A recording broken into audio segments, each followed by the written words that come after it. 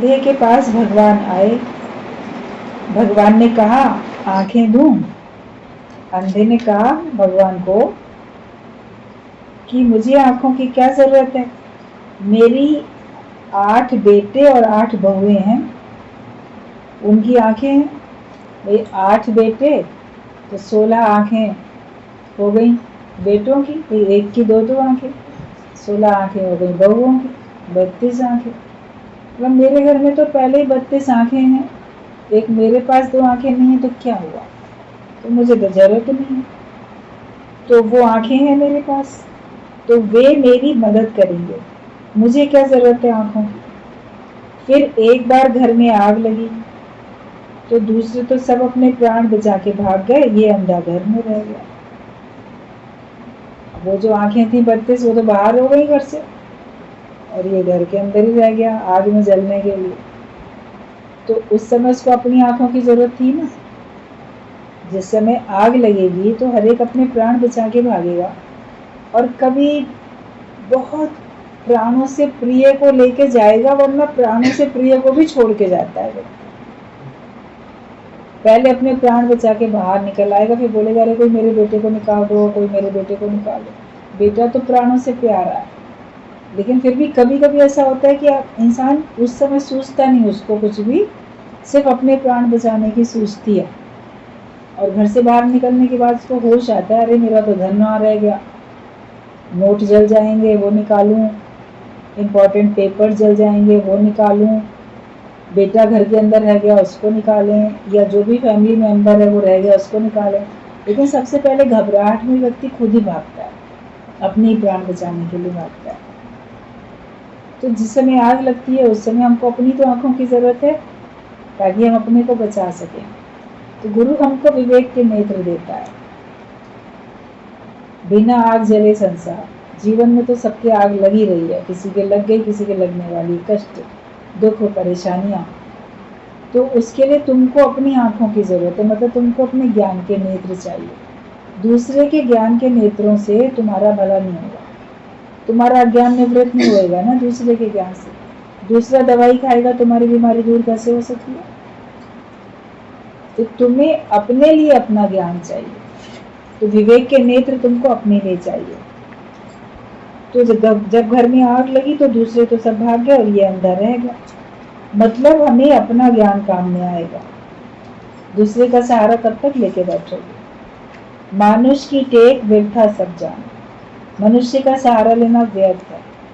आप सोचते हो मुसीबत में ये मेरे काम आता है, ये मेरे काम आएगा, मुसीबत में वो मेरे काम आएगा, लेकिन मुसीबत में सिर्फ तुम्हारा अपना निश्चय ही तुम्हारे काम आएगा। जो तुम्हारा अपना निश्चय होगा, निर्णय होगा, वो ही तुम्हारे काम में आएगा मुसीबत में। जो तुम्हारी समझ होगी, जैसा तुम निर्णय लोगे, जैसा तुम कदम उठाओगे, उसी के हिसाब से तुमको आगे अच्छा या बुरा जो भी कुछ मिलना होगा वो मिलेगा। तो इसके लिए हमको ज्ञान के नेत्र होने चाहिए। जब ज्ञान के नेत्र हमारे पास हैं तो फिर हम मुसीबत से बच सकते हैं, बिना ज्ञान के हम नहीं बच सकते।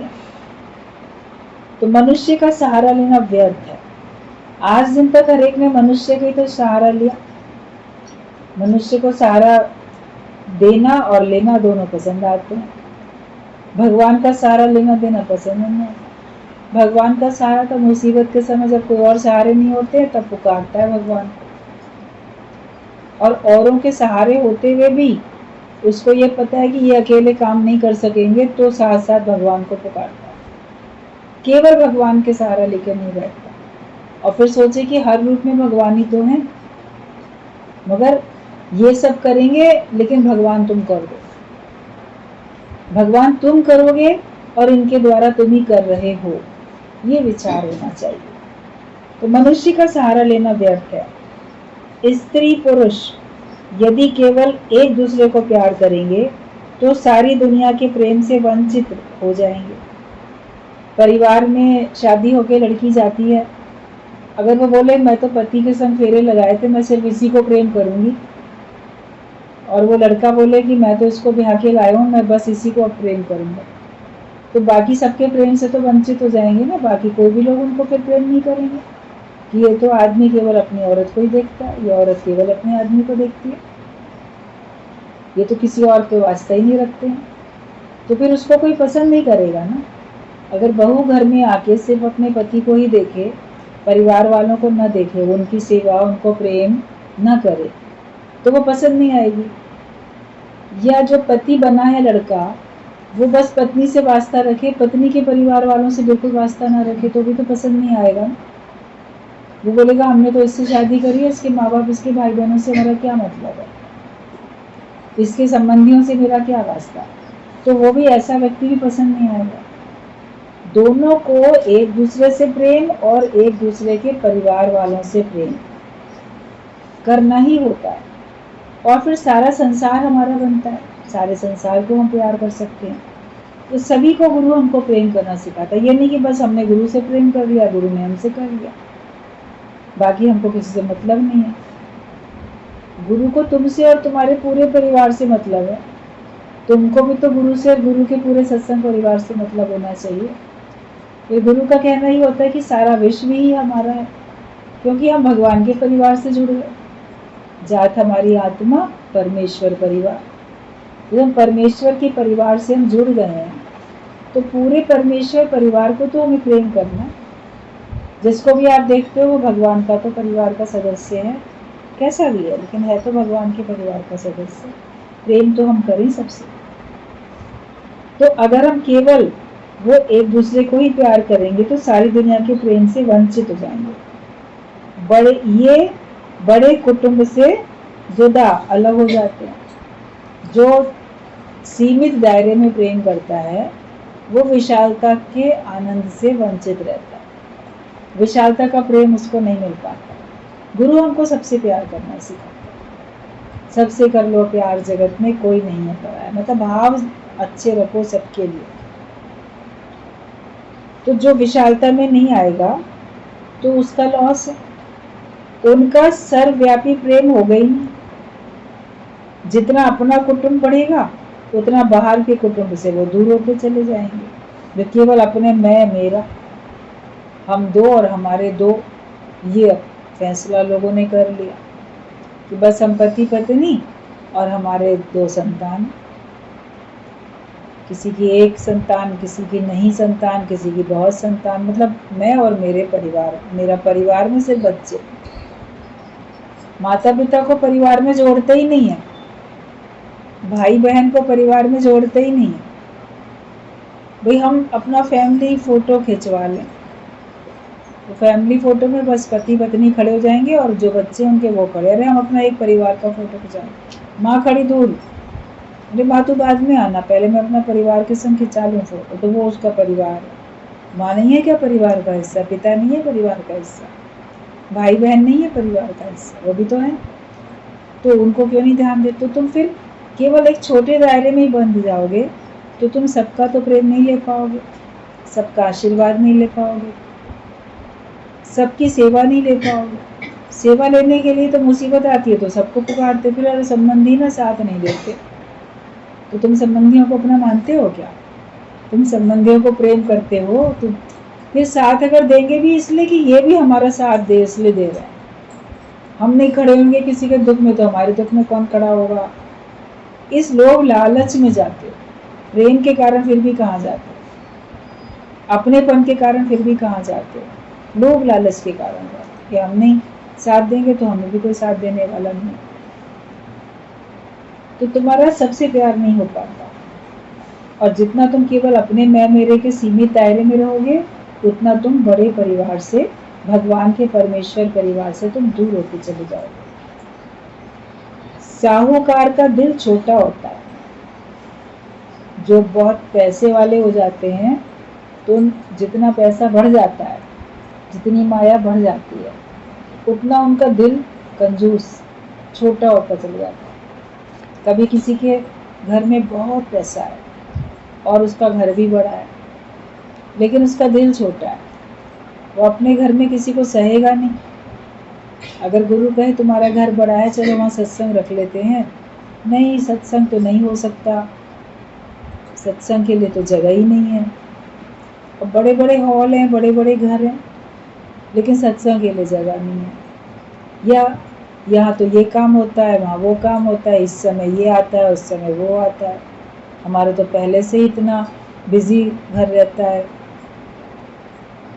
फिर ये बच्चों की पढ़ाई का टाइम होता है, ये उनके ट्यूशन का टाइम होता है, ये उनका पढ़ने का कमरा, ये परिवार वालों के बैठने का कमरा, ये पति के मित्र आते हैं तो उनके बैठेंगे, बिजनेस वाले आते हैं ये यहाँ बैठेंगे। तो सत्संग के लिए कहीं जगह ही नहीं रहती, दिल नहीं होता। या उनको बोल दो कि चलो बाहर शहर से दूसरे सत्संगी आए हुए हैं, क्यों होटल में रहें, क्यों धर्मशाला में रहें, तुम्हारा बड़ा घर है, तुम अपने घर में इनको ठहरा लो 4 दिन। गुरु के मेहमान तुम्हारे भी तो है ना, वो परमेश्वर परिवार के अगर तुम हो तो तुम सत्संग में आते हो, तो सत्संग में आने वाला हर एक तुम्हारा ही तो हुआ ना, फैमिली मेंबर हुआ तुम्हारा। फैमिली मेंबर ना समझो तो मित्र तो हुआ तुम्हारा गुरु भाई तो हुआ वो। तो गुरु अगर बोले कि 4 दिन हमारे जो आए हैं सत्संगी, उनको हम होटल में नहीं ठहराते, धर्मशाला में नहीं ठहराते, उनको अपने घर में रख लेना। अरे हम अपने घर में कैसे रख सकते हैं, हमारे घर में तो जगह ही नहीं। उसी घर में तुम्हारे रिश्तेदार आके रह सकते हैं, उनके लिए जगह है, तो फिर सत्संगी क्यों नहीं रह सकते, उनके लिए जगह क्यों नहीं है? उनके लिए जगह बनाओ। तो तुम पहले अपने दिल में जगह बनाओगे तब तो जगह बनेगी। अपने घर वालों के दिल में जगह बनाओगे तब जगह बनेगी। तुम्हारे ही दिल में जगह नहीं है, और अगर तुम्हारे दिल में है तो तुमने अपने घर वालों के दिल में जगह नहीं बना रखी है। वो क्यों नहीं पसंद करते हैं सत्संग को, गुरु को, सत्संगियों को क्यों नहीं पसंद करते हैं? वो दार्शिक क्यों नहीं बनते हैं? छोटा घर हो तो भी आप बुला सको, जैसे भी हो हम उसमें रख सकते हैं। जो हमारे पास है हम प्रेम से सबको अर्पण कर सकते हैं। ज़रूरी थोड़ी कोई मेहमान गुरु का अगर मान लो संबंधी सत्संगी कोई आया है तो आपको उसमें कोई बहुत ज़्यादा लंबा चौड़ा खर्चा करना है। आप जैसे रहते हो आप वैसे रह सकते हो, प्यार से रहो, लेकिन प्रेम से रहो। अपने घर को थोड़ा सा उदारचित होके अपने घर को भी धर्मशाला बनाओ। बाहर की धर्मशालाएं तो ढूंढते हो ठहरने के लिए, तुम्हारे घर धर्मशाला क्यों नहीं बनते कि तुम्हारे घर में भी कोई आके ठहर जाए? बोल के रखो गुरु को, आप जिसको जब भेजोगे जितने दिन के लिए, मैं उतने दिन के लिए अपने घर में रख सकता हूँ। इतना बड़ा दिल भी तो होना चाहिए। तो पैसे वालों के दिल उतने कम हो जाते हैं, वो किसी पे भी खर्चा करेंगे तो रिटर्न सोचेंगे कि यहाँ पे इतना व्यापारी वाली बुद्धि हो जाती है ना, इनके ऊपर इतना दे रहा हूँ तो मुझे बदले में क्या मिलेगा। ज़रूरी नहीं है कि पैसे के बदले में वो पैसा ही चाहते हैं, ये नहीं, पैसे के बदले में वो कुछ और भी चाह सकते हैं। मान सम्मान मिलना चाहिए, यश कीर्ति होनी चाहिए, प्रशंसा मिलनी चाहिए, वक्त पे सेवा मिलनी चाहिए, बहुत कुछ सोच सकता है कोई भी। रिटर्न में तो कुछ भी कोई भी सोच सकता है। लेकिन जैसे भगवान, जैसे गुरु हेतु रहित दया करता है, वो किसी प्रकार की बदले की भावना रखते हुए हमारे लिए नहीं करता। वो अपना प्रेम के कारण से, अपनत्व के कारण से वैसे करता है। वैसे हर एक को करना है। तो जो साहूकार का दिल होता है वो बहुत छोटा होता है, मतलब कंजूस होता है, वो हर एक के लिए अपना जीवन दे नहीं सकता है। कोई कहेगा भी हम तुम्हारे घर आना चाह रहे हैं, आए? नहीं नहीं, हमारा घर तो तुम्हारे घर से बहुत दूर है, तुम नहीं आ पाओगे, ये बोल देंगे। घर दूर है, वो आना चाह रहा है ना, अपना आने जाने का किराया वो खर्च करेगा, तुमसे तो टैक्सी का नहीं मांग लेगा। तुम बुला भी नहीं पाते क्योंकि अंदर प्रेम नहीं है। कोई सत्संगी अगर किसी सत्संगी को भी दूसरे शहर जाके फोन करेगा कि हम इस शहर में आए हुए हैं, तुम्हारे घर भी तुमसे मिलने आना चाहते हैं, तो उसको प्यार से बुलाएगा नहीं। जिसका प्रेम होता है वो तो बहुत खुशी से नाचने लगता है कि अरे आप यहाँ तक आए हो तो हमारे पास आओ। गुरुजी हम लोग को भेजते थे जिन जिन शहरों में, तो जिस शहर में गुरुजी ने भेजा सत्संग के लिए तो सब लोग कितने प्यार से वेलकम करते थे। फिर आसपास के शहर वाले भी चले आते थे, हमारे यहाँ भी चलिए, हमारे शहर भी चलो। कोई बोलता था बस 1 घंटे की दूरी पे हमारा शहर है, 2 घंटे की दूरी पे हमारा शहर है, 2 घंटे लगेंगे बस केवल। पास पास जैसे होते हैं गाँव शहर कस्बे पास पास होते हैं। वैसे एक बार हम लोग गए, प्रेम आंटी और हम गए साथ में, तो कई शहर के चारों तरफ के लोग थे। 2 घंटे की दूरी पे तो हमारा शहर है, हमारे पास भी जरूर आओ। हमारा तो 1.5 घंटे की दूरी पे, अच्छा हमारा 3 घंटे की दूरी पे। तो प्रेम आंटी ने हंस के कहा 2-2 घंटे की दूरी पे तो पूरा हिंदुस्तान है। भाई हम 2 घंटे दूर जिसके यहाँ जाएंगे वहां से 2 घंटे के आगे किसी का घर होगा, उसके बाद 2 घंटे की दूरी पे किसी और का होगा। मतलब 2-2 घंटे के डिस्टेंस पे तो पूरा हिंदुस्तान है। ये मत कहो कि हिंदुस्तान नहीं है, कोई दूर नहीं है, सब 2-2 घंटे की दूरी पे। यहाँ से वहां चले गए, वहां से 2 घंटा, वहां से वहां चले गए 2 घंटा, फिर 2 घंटा। ज्ञान तो चारों तरफ गुरु जी का फैला हुआ। तो प्रेम होता है तभी तो कोई बुलाता है, प्रेम नहीं होता तो कोई क्यों कहते। बाकी जितना समय होता है उसी हिसाब से कोई कहीं जाता आता है। और कोई खुद कहे कि हम तुम्हारे पास आना चाह रहे हैं, फिर तुम कह दो नहीं नहीं बहुत दूर है, आपको मुश्किल पड़ेगी, आप रहने दो, तो इसका मतलब बिल्कुल प्यार नहीं है। तो गुरु ये प्रेम हमको करना सिखाता है और दिल हमारा बड़ा करना सिखाता है। बस अपने में इतने सीमित होके सब बैठ जाते हैं, कोई आए ना, आएगा तो 1 गिलास पानी भी लेना पड़ेगा ना, फिर उठ के वो गिलास मुझे धो के रखना पड़ेगा। उतना भी आलसी, उतना भी कोई काम नहीं करना चाहता। या तो उनके शरीर बिल्कुल बेकार हो गए हैं, उनके पास कोई काम करने वाला नहीं है। जो आएगा पानी पी के अपना गिलास खुद ही धो के रख देगा, बोलना भैया यहाँ तक आए हो अपना गिलास भी धो के रखो। गुरु के दर पे तो सब अपने अपने बर्तन खुद मांज के रखते हैं कि नहीं रखते हैं? उनको तो आदत होती है सत्संगी लोगों को, तो जहाँ जाएंगे वो अपना जूठा बर्तन मांज के चले आएंगे, तुम्हें नहीं मांजना पड़ेगा। लेकिन प्रेम होना चाहिए, प्रेम की ही दुनिया में कमी है। गीता भगवान को प्रेम का अवतार सब लोग बोलते थे। वो कहते थे ये सबके अंदर प्रेम बरसाने के लिए ही आए हैं। ज्ञान तो सबके पास पहले से ही था, जैसे कृष्ण भगवान के लिए बोलते हैं कि वो प्रेम का अवतार, प्रेम सिखाया। तो गुरु भी हमको प्रेम सिखाता है। ज्ञान तो सबके पास बहुत होता है, पहले से ही बहुत होता है ज्ञान, ज्ञान कहीं से भी मिल जाता है। लेकिन सबके लिए जीवन जी सके, उदारचित हो सके, अपना जीवन हम सबके निमित्त अपना समय दे सके, ये हमको गुरु सिखाता है। तो साहूकार का दिल जो है वो बड़ा छोटा होता है। अपने दिल को बड़ा रखो, दिल कभी छोटा नहीं रखो, पैसा कम हो या ज्यादा हो, लेकिन हमारा दिल बड़ा होना चाहिए। एक गरीब अपनी स्त्री के साथ सोया पड़ा था, तीसरा बाहर से आया, आकर दरवाजा खटखटाया। स्त्री ने कहा अंदर जगह कहाँ है? गरीब ने कहा 2 जने सोए हैं। फिर क्या 3 जने बैठेंगे? 3 जने बैठ गए। फिर 2 जनों ने आकर दरवाजा खटखटाया। गरीब फिर खोलने लगा। स्त्री ने कहा जगह कहाँ है? गरीब ने कहा 3 बैठे हैं तो 5 खड़े हो जाएंगे, टाइम पास हो जाएगा।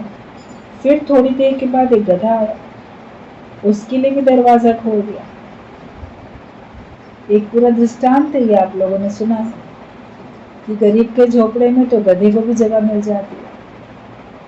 बारिश हो रही थी तो लोग शरण लेने के लिए झोपड़ी में आ रहे थे, वो सबको अंदर करता जाए। एक ही चारपाई के लायक जगह थी, तो बोले ठीक है चारपाई पे बैठ जाएंगे, 3 लोग बैठ जाएंगे, 4 लोग बैठ जाएंगे। फिर और आ गए लोग, चारपाई को खड़ा कर दिया, बोले जमीन में बैठ जाएंगे। फिर और लोग आए, अच्छा अब खड़े हो जाएंगे हम लोग, खड़े होने में तो जगह कम चाहिए ना। उसके बाद फिर दरवाजे में आहट हुई, खोल के देखा तो गधा खड़ा था, भीग रहा था बेचारा बारिश में। तो गरीब उसको भी अंदर करने लगा, तो सारे लोग शोर मचाने लगे, अरे अरे कहाँ जगह है, अब गधे को भी अंदर थोड़ा कर रहे हो। तो उस गरीब आदमी ने कहा जब आप लोग आए थे तो भी यहाँ जगह नहीं थी, लेकिन बन गई जगह, तो थोड़ा थोड़ा सिमट के खड़े हो जाओ, जरा सा इसको भी जगह मिल जाएगी बारिश से बचने के लिए। तो ये बड़ा दिल होना चाहिए। मतलब चाहे तुम्हारे पास छोटी सी झोपड़ी है, लेकिन तुम्हारा दिल इतना विशाल होना चाहिए कि वो समय पे हर एक की मदद कर सके। थोड़ा सा अपने को थोड़ी देर की असुविधा है, बारिश कितनी देर तक चलेगी, और कोई शरण लेने आया तो कितनी देर तक रहेगा, थोड़ी देर के बाद बारिश रुकेगी, चले जाएंगे सब लोग अपने अपने रास्ते में, वहीं थोड़ी रुक जाएंगे। तो थोड़ी देर की असुविधा अगर है तो उसमें क्या परेशान होना। यात्रा आपके जीवन की पूरी होनी है, रास्ता कटना है, कभी परेशानी थोड़ी देर झेलनी पड़ती है, तो थोड़ी दूर का रास्ता है, उसमें क्या परेशानी है। लंबी दूरी की यात्रा हो तो फिर सोच से ज़्यादा सुविधा मिले, लेकिन हमारे तो थोड़ी दूरी की है, तो उसमें हम परेशानी थोड़ी होती है तो उसको एडजस्ट कर लेते हैं। रोज़ ये सोचो मेरा जीवन पता नहीं कितने दिन का है, असुविधा हो रही है तो मैं एडजस्ट कर लूँ। दुनिया में आके हमको क्या पता हम कितना दूर कितना दिन तक जिएंगे। रोज़ ये सोचो कि थोड़े ही दिन का जीना है, 2 दिन की है जिंदगी, 2 दिन का मेला, बस 2 ही दिन का मेला है। तो थोड़ी असुविधा हो तो उसको हंस के स्वीकार कर लो, तो फिर आपके मन में तो कम से कम आनंद रहेगा। शिकवे शिकायतों में जीवन नहीं जाना चाहिए, जीवन जाए तो शुक्राने में जाना चाहिए। तो साहूकार के पास मनुष्यों के साथ भी गधों जैसा व्यवहार किया जाता है, पर उदारचित वाले के पास गधों को भी मनुष्य समझा जाता है। तो गधों को अंदर झोपड़ी में बिठाकर वो खुद सिमट कर खड़े हो गए, मतलब कि दिल में जगह है तो झोपड़ी भी बड़ी हो जाती है। जो अमीर आदमी होगा ना, वो तो मनुष्य के साथ भी पशुओं से बदतर व्यवहार करेगा, डांटेगा, डपटेगा, लताड़ेगा, कहीं कुछ करेगा, ऐसे वेलकम नहीं करेगा, उनको वैल्यू नहीं देगा, रिस्पेक्ट नहीं करेगा। और जो उदारचित वाला होगा वो पशु के साथ भी मनुष्य की तरीके से प्यार से सम्मान के साथ व्यवहार करेगा। जैसे वो किसी पशु को भी लताड़ेगा नहीं, ऐसे किसी को भी दुत्कारो नहीं, किसी को भी लताड़ो नहीं।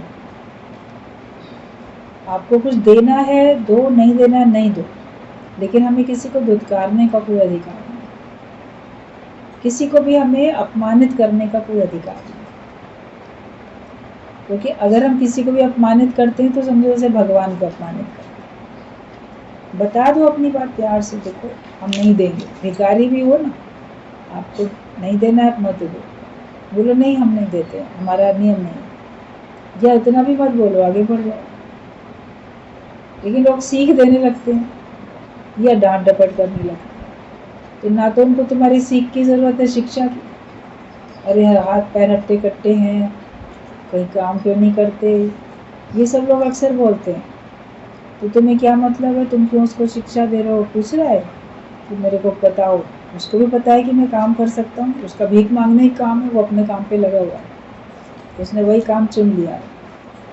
मेहनत का काम वो नहीं करेगा, मजदूरी, वो भीख मांगने का काम करेगा, वो वही कर रहा है। तो तुम्हें उसको शिक्षा देने की क्या ज़रूरत है, और तुम्हें डांटने की क्या ज़रूरत है। आप अपना पर्स नहीं खोलो, आप आगे बढ़ जाओ। फिर वो बड़बड़ाए जो बोले वो भी आपको ज़रूरत नहीं। एक बार एक सत्संगी थी, तो वो जा रही थी ऐसे ऑटो में, फिर रास्ते में भीड़ बहुत थी, जाम था, तो अपनी ऑटो से वो उतर गई। मंदिर था उधर, रास्ते में बहुत भीड़ थी, जाम थी, बोली यहाँ तक का पैसा दे के उतर जाते हैं, आगे से दूसरा कर लेंगे। तो थोड़ा पैदल पैदल चलने लगी।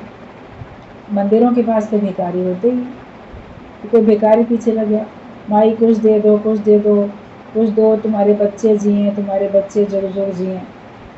अब उसने नहीं दिया, आगे बढ़ गई। तो पीछे से क्या बोलता है भिखारी, आदत तो थी, अरे तेरे बच्चे जिए तेरा खून पिए, तेरे बच्चे जिए फिर तेरा खून पिए, फिर ये बोलने लगे।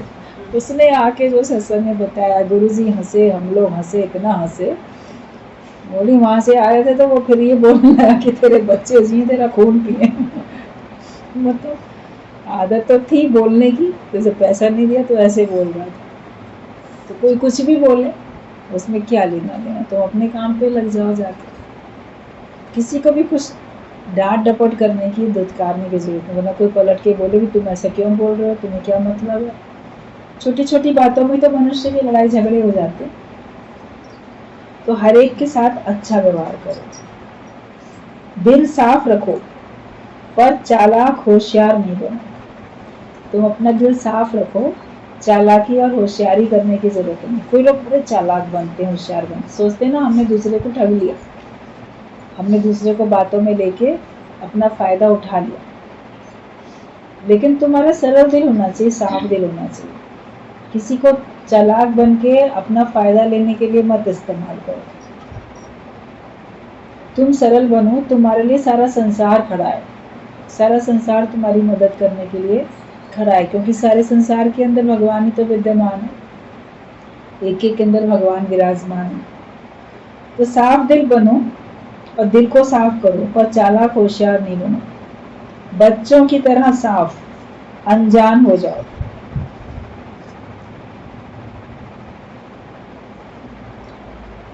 कोई ये कहे कि मैं केक खाऊं भी और ये साबुत पूरी बनी भी रहे, तो क्या दोनों बातें एक साथ होंगी?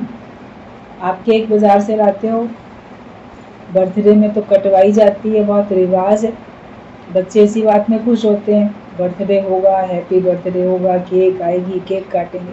बिना केक कटे तो लगता फंक्शन होना ही नहीं है। मतलब वो कंपलसरी एक आइटम बन गया है केक काटना, रिवाज। और केवल बर्थडे पे ही नहीं, और भी कई कई मौके पे हम देखते हैं केक काटने का एक रिवाज चल पड़ा अपने इंडिया में। वेस्टर्न कंट्री का था रिवाज, लेकिन यहाँ पर भी है। अच्छा है, किसी मामले में खुश हों, तो उसमें कोई हमको एतराज़ नहीं है। लेकिन गुरुजी बोलते थे कि मान लो तुम केक लेकर आए, पूरा उसका साबुत है, जो भी उसका शेप है, जो भी उसमें आइसिंग की हुई है, जो भी उसमें डेकोरेशन है, जिस प्रकार का भी है। कई कई तरह के केक बनते हैं, कोई किसी शेप का, कोई हार्ट के शेप का बनेगा, कोई नाव के शेप का होगा, कोई कैसा कोई कैसा। बच्चों के बर्थडे में तो बच्चों के हिसाब से कोई मिक्की माउस बना हुआ, कोई कैसा, अलग अलग तरह के भी होते हैं। तो कोई सोचे कि हम ये केक खा भी लें और ये कटे, मतलब खाएं भी, लेकिन ये बिगड़े भी ना, ये रहे भी ऐसा का ऐसा, तो ऐसा कैसे हो सकता है? अगर आप उसको खाना चाहते हो तो उसको काटना पड़ेगा और फिर उसको बांटना भी पड़ेगा, तो फिर वो समाप्त भी होगा, बचा थोड़ी पड़ा रहेगा। जितने लोग हैं आप सभी को तो बांटोगे ना फिर।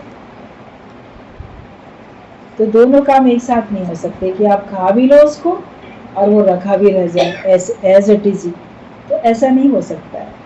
तो इसी तरह से दो बातें एक साथ नहीं हो सकती कि भगवान मिल भी जाए और मैं भी एज इट इज ही बचा पड़ा हूँ। जैसे केक बची पड़ी रहे ऐसे ही, और मैं खा भी लूँ, उसका स्वाद भी ले लूँ, तो मेरे को भगवान भी मिल जाए, मैं भगवान को पाने का आनंद भी ले लूँ और मैं भी बचा रहूँ, जो मैं हूँ मैं अपने आप में ऐसे ही बचा रहूँ। तो दोनों चीज़ें कहाँ एक साथ होंगी? तुम्हारा जीव भाव कटेगा तब जाके भगवान प्रकट होगा, बीज मिटेगा तो वृक्ष प्रकट होगा। बीज मिटे भी ना और वृक्ष भी प्रकट हो जाए तो दोनों काम तो नहीं हो सकते ना एक साथ। तो हम क्यों दोनों काम एक साथ चाहते हैं? मैं भी बचा रहा हूँ, मैं भी रहूँ और मेरे अंदर भगवान भी प्रकट हो जाए, मैं उस भगवान पने का अनुभव भी कर लूँ और मैं बीज भी बना रहूँ। मैं बीज बन के पेड़ का अनुभव कैसे करूँगा? जीव होके ब्रह्म का अनुभव मैं कैसे करूँगा? तो दोनों बातें एक साथ नहीं होंगी कि भगवान भी मिले और मैं भी रहूँ, तो ऐसा नहीं होगा। आप अपने को मिटाओ तो भगवान प्रकट हो जाए। अपने को मिटाने में लगता है सब कुछ शायद समाप्त हो जाएगा, पूरा अस्तित्व हमारा खत्म हो जाएगा। तो मिटने तो आए ही हैं, मिटने की मंजिल है। शिष्य गुरु के पास सब पदार्थ लिखकर ले गया कि मुझे ये चाहिए। गुरु ने सब पदार्थों को क्रॉस करके लिख दिया, मन की शांति। मन की शांति ही सब कुछ।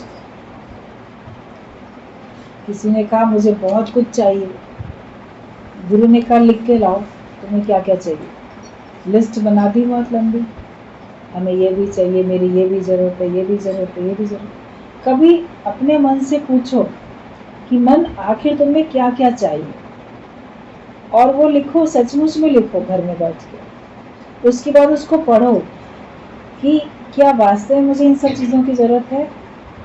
ये सब मिल जाएंगी तो क्या मुझे बहुत खुशी मिल जाएगी, बहुत आनंद मिलेगा, बहुत शांति मिल जाएगी, या इन सब के मिलने से मेरी शांति भंग हो जाएगी, या कितनी देर के लिए मुझे खुशी मिलेगी। थोड़ा विचार करोगे तो आप सोचोगे कि इनकी ज़रूरतें मुझे कब तक है। लिस्ट तो आपने लंबी बना ली, और वो सारी की सारी लिस्ट आपको किसी ने पूरी करके दे भी दी, लेकिन सारा सामान तुम्हारे घर में आ गया। कितनी देर की खुशी है, मेरा अपना घर हो गया, नया नया घर, गृह प्रवेश आज कर रहे हैं, हमारा घर बन गया। फिर नए घर में सारा नया फर्नीचर भी रख लिया है, फिर नए घर में नई कार भी रख ली है, नए घर में नया टीवी फ्रिज सब नया नया मान लो लगा दिया। तुम तो वही पुराने हो, तुम्हारे परिवार वाले भी वही पुराने हैं, तुम्हारे रिश्तेदार भी वही पुराने हैं, वही पुराने दोस्त हैं। नए नए घर में सब कुछ, फिर गृह प्रवेश में सबको बुला लिया, सबको फंक्शन पार्टी कर दी, लोग बोल के गए अरे वाह बहुत अच्छा बनाया, बहुत अच्छा किया। सब चले गए, खेल खत्म, पैसा हजम, खेल खत्म। तो उसके बाद खुशी है? उतनी देर तक तो खुशी है कि मैं सारी दुनिया को दिखा दूं कि मेरे पास ये सब है। उसके बाद अब घर है, उसकी चौकीदारी के लिए चौकीदार भी चाहिए, उसके लिए माली भी चाहिए, उसके लिए सफाई के लिए भी चाहिए, उसके लिए भी चाहिए, मेंटेनेंस के लिए चाहिए। तो फिर आप उसके संभालने में लग जाओगे बाकी पूरा टाइम। और वो तुम्हें कब तक चाहिए? जब तक तुम जीवित हो।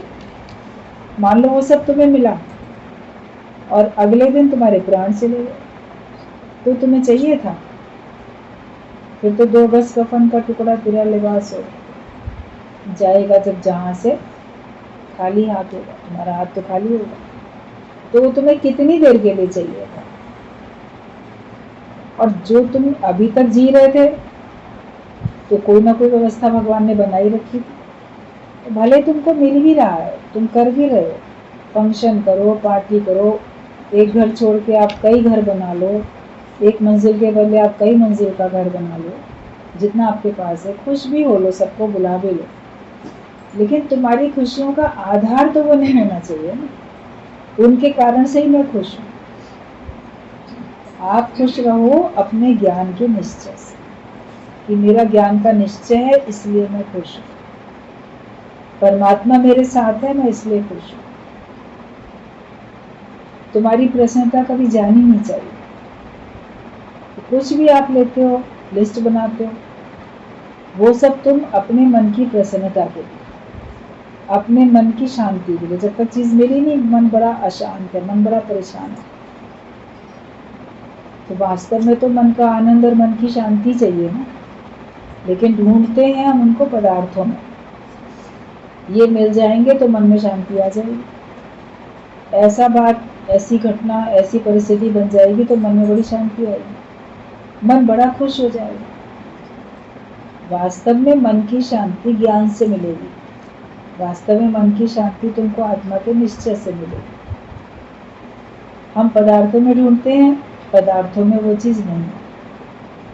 तो गुरु ने तुम्हारी लिस्ट पे कर दिया क्रॉस और लिखा मन की शांति। मन की शांति ही सब कुछ है। अपने मन की शांति सब कुछ है। किसी को लगता है कि हाँ मन की शांति के अलावा भी कुछ है। भगवान से प्रार्थना करते समय अक्सर ये बात बोल देते हो, भगवान सुख शांति बनाए रखना या सुख शांति देना। सब कुछ पदार्थ भी देना, लेकिन भगवान सुख शांति देना। और सुख शांति है तो भगवान मेरे घर की सुख शांति बनाए रखना, इसमें कलेश क्लेश ना हो।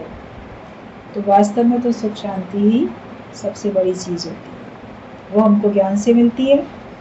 ज्ञान पक्का करो तो तुम्हारे मन में सुख है, तुम्हारे मन में शांति है।